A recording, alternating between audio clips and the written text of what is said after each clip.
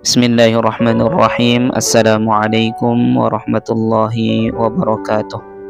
Hadirin rahimakumullah. Hari ini kita akan membahas seorang ulama luar biasa yang bernama Imam Nawawi rahimahullah. Al-Imam Nawawi rahimahullah adalah ulama besar dalam mazhab Syafi'i yang karya-karyanya mendunia. Kitab-kitab yang ditulisnya hampir semuanya diterima oleh kalangan manapun, bukan hanya di lingkungan mazhabnya saja, yaitu Syafi'iyah saja.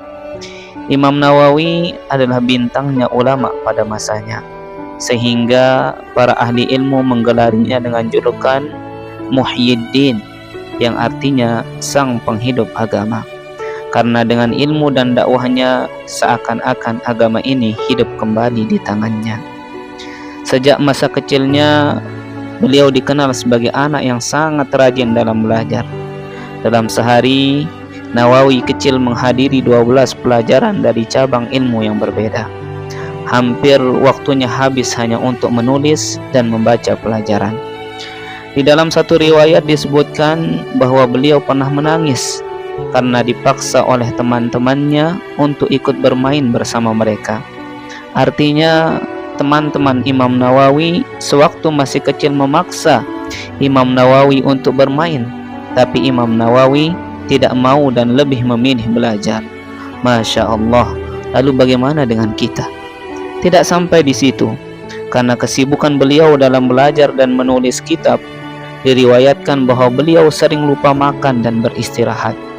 Bahkan saudarinya lah yang biasanya akan datang menyuapinya dalam kondisi ia terus sibuk berkutat dengan pena dan buku. Sebagian riwayat menceritakan beliau selama beberapa tahun tidak pernah tidur dengan menyengaja tidur. Artinya tidurnya sambil duduk di antara tumpukan kitab-kitabnya karena kelelahan. Imam Nawawi menyelesaikan hafalan Qur'annya sebelum usia balik. Beliau juga menghafal beberapa kitab seperti At-Tanbih, Al-Muhadzab, dan beberapa kitab lainnya termasuk Sahih Muslim. Ketika menulis syarah Sahih Muslim, Imam Nawawi menjelaskan hadis-hadisnya berikut sanadnya lewat hafalannya, karena memang beliau tidak memiliki kitabnya. Tapi beliau hafal ribuan hadis yang ada di Sahih Muslim lengkap dengan sanadnya. Imam Nawawi adalah ulama sandaran utama bagi para pengikut mazhab Syafi'i. Sedangkan dalam ilmu hadis, beliau termasuk yang telah sampai derajat hafiz, yaitu hafal 1 juta hadis. Al-Imam Nawawi memiliki karya tulis dalam jumlah yang sangat banyak, yang meliputi berbagai disiplin ilmu, mulai dari adab, akhlak, bahasa, fikih, hadis, dan lainnya, yang semuanya rata-rata menjadi bestseller. Karya beliau dalam ilmu fikih, yakni Majmu' Syarah Al-Muhadzab, disebut sebagai kitab perbandingan mazhab terbaik seandainya beliau bisa menyelesaikannya. Syarah Sahih Muslim adalah kitab terbaik yang menjelaskan kitab Sahih Muslim.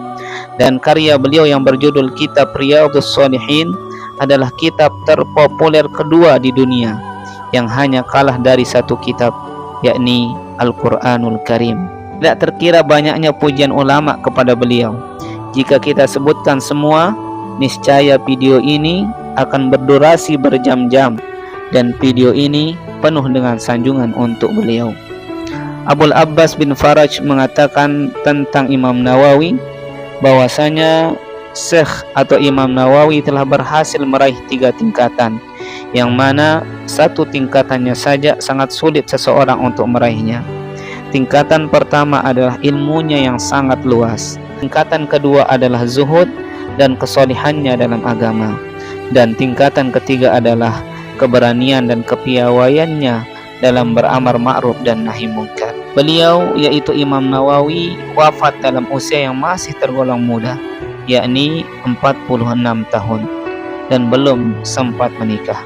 Pada hari beliau akan wafat, ada yang mengeluhkan kenapa beliau tidak menikah sehingga punya anak yang dimungkinkan bisa meneruskan keilmuannya. Imam Nawawi justru menjawab, "Kenapa baru sekarang kalian mengingatkanku? Subhanallah, nikah saja sampai lupa karena asyiknya dalam berkarya dan berdakwah. Sedangkan kebanyakan kita yang diingat cuma nikah.